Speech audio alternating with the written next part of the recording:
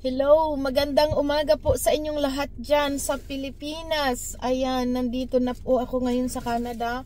Kararating ko lang kagabi at wala pang halos pahinga or tulog. Pero ayan, gagawa po ako ng message para sa inyo sa gawain po sa araw na ito ng linggo.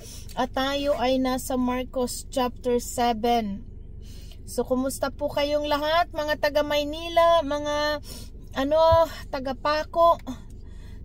Usapan natin na walang matutulog, makikinig sa preaching, So, it doesn't matter kung tayo face to face or tayo ay ngayon ay nasa video, dahil ang salita ng Diyos ay salita ng Diyos. Ito po ay makapangyarihan sa ating lahat. So, kumusta ang mga taga Nueva Ecija? Ganon din ang mga taga Labo at ganon din po sa Barangay Salvacion. So, chapter 7 ng Marcos, sa tuloy-tuloy po nating pag-aaral. Salamat sa Diyos nga po pala at kagabi dito sobrang lamig po sa Canada, at nakarating ako dito sa amin ng late na, but salamat sa Diyos maayos po ang aming biyahe. Kaya ayan po. So ngayon, let's pray. Tayo po ay manalangin muna at upang sa patnubay po ng ating Panginoon sa pamamagitan ng kanyang banal na Espiritu, tayo ay maturuan lahat na maunawaan ang kanyang banal na salita, at ito po ay magbigay sa atin ng instruction or anumang bagay na magdudulot sa atin ng tamang pananampalataya sa Diyos at pagsunod sa ating Panginoon, at maparangalan natin ang kanyang pangalan. Amen. So let's pray. Hallelujah. Dakilang aming Diyos, Ama sa langit, lubos po kaming nagpapasalamat muli sa oras na ito, Ama, na kahit kami naman muli ay ngayon ay magkakalayo, subalit sa iyong banal na Espiritu, pinagkakaisa niyo po kami sa kaunawaan sa pamamagitan ng iyong banal na salita. Kaya minsan pang muli, Ama, idinudulog namin ang bawat mga sarili namin sa oras na ito. Mangusap ka po sa aming lahat. Ituro mo po sa amin ang kalooban mo sa pamamagitan ng iyong banal na salita. Maparangalan ang dakila mong pangalan, O Diyos. Salamat po sa lahat ng ito, Ama, sa ngalan ng Panginoong Hesukristo. Amen. Amen. So, chapter 7 ng Marcos. Sabi po dito, lumapit kay Jesus ang mga Pariseo kasamang ilang tagapagturo ng kautusan na galing sa Jerusalem. Nakita nila ang ilan sa mga alagad niya na kumakain ng marumi ang mga kamay dahil hindi nahugasan ayon sa kaugalian ng mga Hudyo. Sapagkat ang mga Hudyo, lalo na ang mga Pariseo, ay hindi kumakain hanggat hindi muna sila nakapaghuhugas ng kamay ayon sa kaugaliang minanamula sa kanilang mga ninuno. Hindi rin sila kumakain ng anumang galing sa palengke nang hindi muna ito hinuhugasan. Marami pa silang sinusunod na kauturoang minana, tulad ng paghuhugas ng mga tasa, pitsel, sisidlang tanso at mga higaan. Kaya tinanong si Jesus ng mga Pariseo at ang mga tagapagturo ng kautusan, bakit hindi sumusunod ang mga alagad mo sa mga turo ng ating mga ninuno? Kumakain sila nang hindi man lamang naguhugas ng kamay ayon sa kaugalian. Sinagot sila ni Jesus, mga mapagkunwari. Tama nga ang sinasabi sa ni Isaiah tungkol sa inyo na sa inyo ng kanyang isulat. Ang paggalang sa akin ng aking bayan, ito'y pakunyari lamang, sapagkat ito'y sa bibig at hindi sa puso bumubukal. Walang kabuluhan ang kanilang pagsamba, sapagkat initunuturo nilang galing sa Diyos ang kanilang mga utos. Binabaliwala ninyo ang utos ng Diyos at ang sinusunod ninyo ay mga tradisyon ng tao. Sinabi pa ni Jesus, ang gagaling ninyo para lamang masunod ang inyong mga tradisyon, pinapawalang bisa ninyo ang utos ng Diyos. Halimbawa, iniutos ni Moses na igalang mo ang iyong ama at ina, at ang sinong lumait sa kanyang ama o ina ay dapat patayin. Ngunit itinuro naman ninyo kapag sinabi ng isang tao sa kanyang ama o ina na ihandog ko na sa Diyos ang mga tulong ko sa inyo, ang taong iyon ay hindi ninyo pinatulong sa kanilang mga magulang.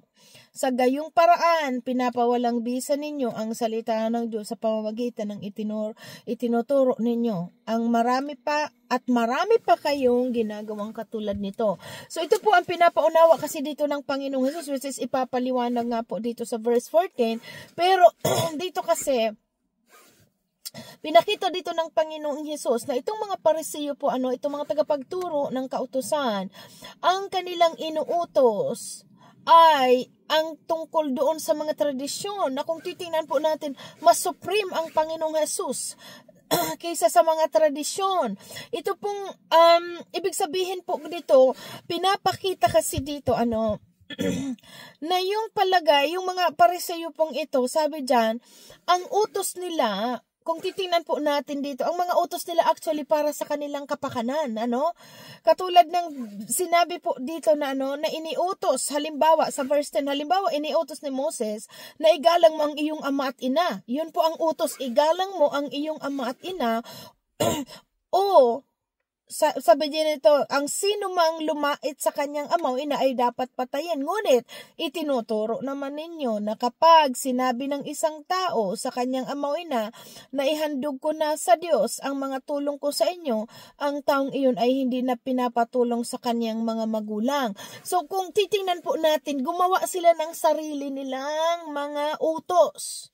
Na ang linaw-linaw po dito, yung tungkol doon na igalang mo ang iyong ama at ina, yun po ang utos mula sa Diyos, muna dinaan kay Moses.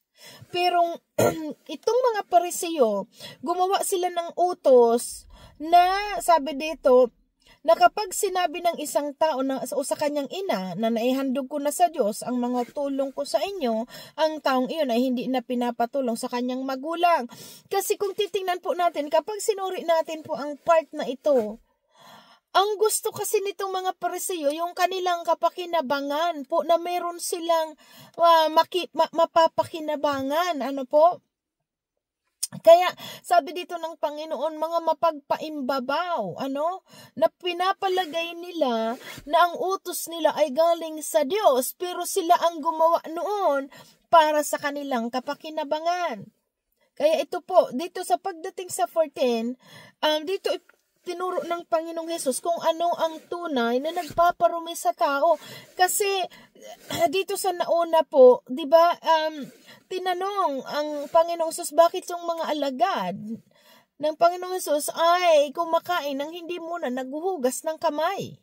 'Di ba? Dahil yun ang tradisyon nitong mga Hudyo, kailangan maghugas muna. Hugasan, yung mga panlabas, kumbaga na ang pinapaunawa po sa atin dito ng Panginoong Hesus, kailangan muna ang loob ang malinis, ang kaibuturan ng puso ng tao ang dapat malinis. Yung mga panlabas po na yun, sabi dyan, ang pinapakita dito ng Panginoong Hesus, ng mga panlabas lamang, pangapakitang tao lamang ang inyong pagpapakabanal.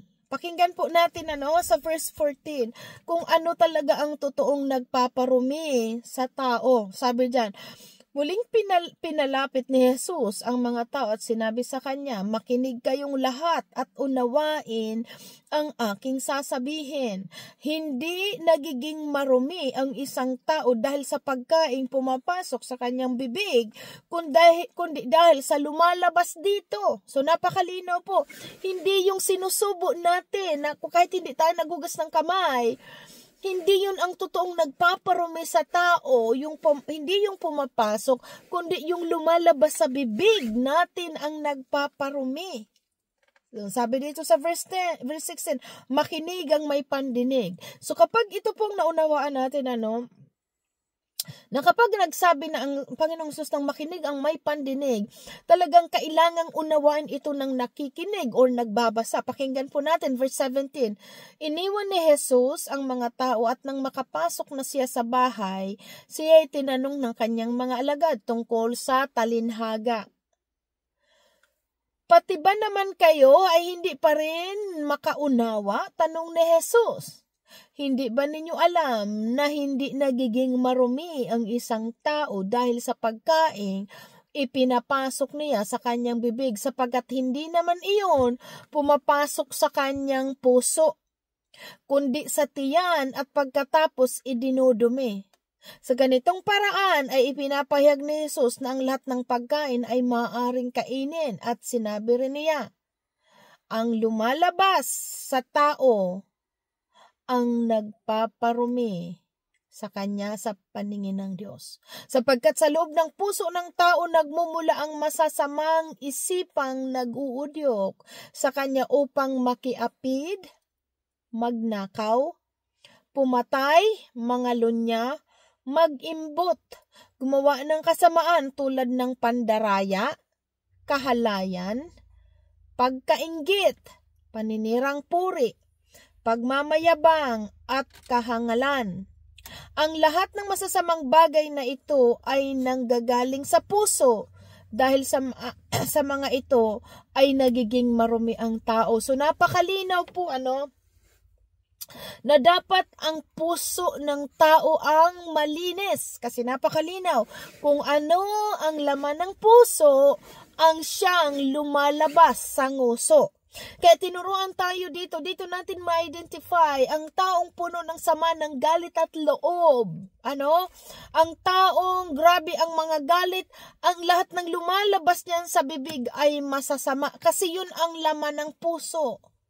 At yun po ang nagpaparumi. Yan ang tinutukoy dito ng Panginoon.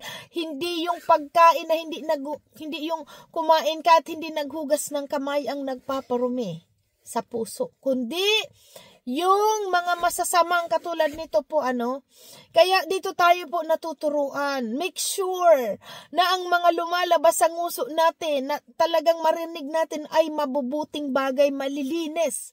Mga pagpupuri sa Panginoon, pag-ibig sa kapwa. Kapag ganun po ang nakikita natin sa mga tao, malinaw na ang puso niya ay may kalinisan.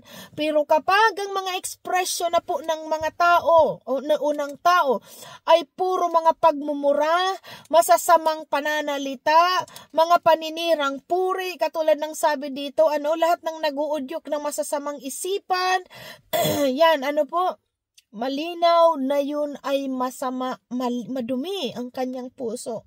Dahil tunay po, malinaw ang sabi ng salita ng Diyos, kung ano ang laman ng puso ay siyang lumalabas sa nguso. Kaya kung titingnan po natin noon tayo mga hindi natin kilala ang Panginoon, panay tayo pagmumura, panay mga expression pagmumura or mga pabirong hindi mga nararapat. Pero nung nakilala natin ang Panginoong Jesus, nilinis niya po ang ating pagkatao, nilinis niya ang ating puso dahil ang banal na espiritu, nauntindihan natin, ito po ay naninirahan sa ating puso, yung udyok ng fruits of the Holy Spirit. Kaya doon natin nakita na nawala yung mga pagmumura, nawala yung masasamang pananalita dahil yun nga napalitan ang ating mga puso. Kaya tinuturuan tayo dito ng Panginoon, kailangan ang puso ay malinis. Dahil kung ano ang laman ng puso ay siyang lumalabas sa nguso. Yun ang nagpaparumi sa tao. Malinaw po? Yan ang nagpaparumi. Dahil hindi yung kapagkain, sabi dito, hindi yung pagkain iyong isinubo ang magpaparumi sa tao. Dahil kapag kinain na natin yon, sabi dito, pagkatapos noon ay idudumi. Pero yung lumalabas sa nguso, yan ang nagpaparumi. Napakalinaw po, ulitin kung ang lumalabas sa tao, ito po ang nagpaparumi, sa kanyang puso, sa kanya, sa paningin ng Diyos. Sapagkat sa loob ng puso ng tao nagmumula ang masasamang isipan. Nag-uudyok sa kanya upang makiapid, magnakaw, pumatay, mangalunya, mag-imbot, gumawa ng kasamaan tulad ng pandaraya, kahalayan, pagkainggit, paninirang puri, pagmamayabang at kahangalan. Ang lahat ng masasamang bagay na ito ay nanggagaling sa puso, dahil sa mga ito ay nagiging marumi ang tao. Kaya maging aware po tayong lahat. Ano ba yung mga lumalabas sa mga bibig? Ang mga expression ba ay pagmumura? Ang expression ba ay masasama? Malinaw po ang ayon sa salita ng Diyos. Ang nagpaparumi sa tao ay ang mga salitang lumalabas mula sa puso. Yun ay lumalabas sa bibig dahil yun ang laman ng kanyang puso. Kaya salamat sa Diyos, natuturuan tayong maging aware, magbantay ang mga pananalita dahil talaga pong ito'y patuloy nating dinadalangin sa Diyos na ang lahat ay turuan na magkaroon ng malilinis na puso. So malinaw po sa atin ang mga ekspresyon ng pananalita kung alam mo anong laman ng puso ay siyang lumalabas sa nguso. Kaya ang individual, mauunawaan natin ang individual sa atin kapag ang lumalabas sa ating mga bibig ay mabubuting bagay, nagpapatunay na nilinis ng Diyos na ang ating mga puso. At yun ang pasalamat sa Diyos na patuloy tayong tinuturuan sa pamamagitan ng kanyang banal na salita. Ang sunod po dito ay pinagaling ang anak na babaeng taga-Tero. Umalis doon si Jesus at nagpunta sa lugar na malapit na sa Tiro at ng Sidon.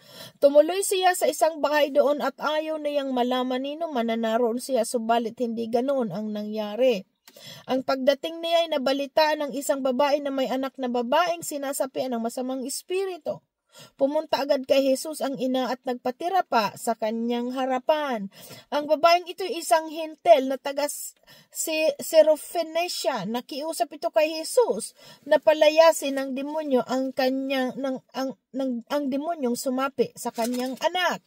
Ngunit sinabi ni Jesus, kailangan ang anak muna ang pakainin, hindi dapat kunin ang pagkain ng anak upang ihagi sa mga aso. Tugon ng babae, tunay nga po Panginoon, ngunit maging ang mga asong nasa ilalim ng mesa kumakain ng nalalaglag mula sa kinain ng mga anak. Kaya't sinabi sa kanya ni Jesus, dahil sa sinabi mo, maaari ka nang umuwi, iniwan ng demonyo ang kanyang anak. Umuwi ang babae at naratna niya sa higahan ang bata at iniwan ito ng demonyo. So kita niyo po dito ang faith nitong babaeng ito. Kung titingnan po natin, itong babaeng itong taga-Tero ay hintel. Malinaw, hintel. Hindi ito kumikilala sa Panginoon, pero nakita po na ito ibig sabihin wala itong mga Diyos pag sinabing hintel. Pero kung titingnan po natin, nagkaroon ng pananampalataya itong babaeng ito nang mabalitaan niya na ang Panginoong Jesus ay nagpapagaling at nagpapalayas sa mga demonyo. So nagkaroon siya ng faith. Kaya kung titingnan po natin dito, sabi dito, pumunta agad kay Jesus ang ina at nagpatira pa sa kanyang harapan. So dito po natin nakita na ang Panginoong Diyos talagang ang tinitingnan dito ng Panginoong Jesus ay ang pananampalataya at ang pagpapakumbaba ng isang tao. At ito po ang ginawa ng babae na kahit na nga siya, hindi siya Hudyo, siya po ay isang hentel. Sinabi dito, ang babaeng ito ay isang hentel. Pero sabi dito, nakiusap ito kay Jesus na palayasin ang demonyong sumapi sa kanyang anak. At kung titingnan po natin dito, ang Panginoong Jesus, ginamit niya ang talinhaga patungkol dito sa sabi niya dito na kumbaga, hindi dapat kunin ang pagkain ng mga anak upang ihagi sa mga aso. Ibig sabihin kasi nga isang hintil itong babae at hindi ito mga ito ng mga hindi kumikilala sa Diyos. Pero dahil sa pagpapakumbaba ng babaeng ito at pinakita sa Panginoong Jesus ang pananampalataya, ito po ay kanyang kinahabagan. So makita po natin ang Diyos na talagang kinalulugdan niya ang taong nagpapakumbaba at nananalig sa kanya. So yan po ang nangyari dito sa babaeng ito. At yan nga, at kung ano ang kahilingan ng babae, ito'y kanyang tinanggap na mapalayas ang kanyang anak sa pagkaalipin sa masamang espiritu po, at nangyari ngayon dahil sa pananampalataya. So tinuturuan tayo na talagang laging magpakumbaba sa Diyos at manalig, at doon nakakapangyari ang inaasahan natin mula sa Diyos. At ang sunod po dito ang pagpapagaling sa taong bingi at pipi. Umalis si Jesus mula sa lupain ng Tero, dumaan sa Sidon at nagtuloy sa lawa ng Galilea. Tinahak niya ang lupain ng Decapolis. Dinala nga ng mga tao sa kanya ang isang lalaking bingi at may kapansanan sa pagsasalita. At nakiusap sila sa kanya na ipatong niya rito ang kanyang kamay. Inilayo muna ni Jesus sa kaharamihan ang lalaki at isinuot ang kanyang mga daliri sa mga tainga nito. Pagkatapos dumara si Jesus at ipinahid ito sa dila ng piyepe, tumingala si Jesus sa langit at nagbuntong hininga at sinabi sa lalaki, Ifata, na ang ibig sabihin mabuksan. Noong day, nakarinig ang lalaki at nakapagsalita ng maayos. Sinabi ni Jesus sa mga tao na huwag ipamalita itong ngunit habang pinababawalan niya ang mga tao, ay lalo naman nila itong ipinamamalita. Buong paghangang sinasabi nila, napakahusay ng lahat ng kanyang ginagawa. Binigyan niya ng pandinig ang mga bingi at pinagsalita ang mga pepe. So, iyan po yung miracle, na mga ginawa ng Panginoon Sus ng kanyang kapangyarihan na pinakita po na ang mga pepe ay nakakapagsalita, ang bulag nakakakita, ang mga masamang may mga yung mga nasapian ng masasamang espiritu kanya pong napalaya, at ang mga makita po natin mga may sakit karamdaman kanya pong pinagaling. So pinakita po dito at ito ay iyong mga kapangyarihan ng Diyos sa pinakita sa tao, sa mga taong mga nananalig. At yan po sa atin ngayon ang makukuha po natin dito unang-una doon sa kanina sa unang part ng chapter 7 na ito po. Unahin natin na maging malinis ang ating puso, na talagang tunay na ang ating panloob ay malinis. Hindi tulad ng mga panlabas na pagsamba. Kailangan ng mga puso po ang mabago makita sa ating pagkatao, sa ating buhay, ang pagbabago po. At maging sunod doon, pinakita rin dito ang pananampalataya ng isang babae at kung paano po siya nagpakumbaba sa Panginoong Jesus at tinanggap niya ang kahilingan niya mula sa Diyos. Hanggang dito po sa isang lalaki ang nakapagsalita o isang lalaki ang nakarinig ng ito po ay pinagaling ng Panginoong Jesus. Amen. So ayan. So diyan po ang ating chapter 7 ng Marcos. At tulad ng lagi nating bilin sa lahat, magbasa kayo, patuloy magbasa, chapter 8, bukas, Lunes, hanggang tuloy-tuloy hanggang sa tayo po ay magtagpo-tagpong muli sa Sabado, sa sunod na linggo, kung anong chapter po ang ating mababasa, at tuloy-tuloy po tayo. So yun lamang, God bless everyone, and I believe meron tayong bisita, si Pastor Dudes, Pastor Edison from Mindanao. He is my really good friend. At welcome po, Pastor. At sa iba pa, sa inyong lahat, God bless everybody. So, hindi po masyado ako magtatagal. At ito, paabot ko lamang sa lahat, sa buong grupo ng Living by Faith. Pagpalain tayo ng Diyos at tayo manatili sa salita niya na pakinggan at sundin ang mga inuutos sa atin sa pamamagitan ng salitang ito po. Sundin natin kung ano ang pinag-uutos sa atin ng Panginoon, at nakikita po natin ang kapangyarihan ng salitang ito sa ating mga buhay. Amen. So God bless everybody. Hanggang sa muli, hanggang sa next Sunday puli, pagpalain kayo ng Diyos sa lahat. Sa Maynila, sa Nueva Ecija, dyan po sa Paco at sa Labo, Camarines Norte, hanggang sa Barangay Salvacion sa Tinamba, Camarines Sur. So God bless everybody. Bye-bye.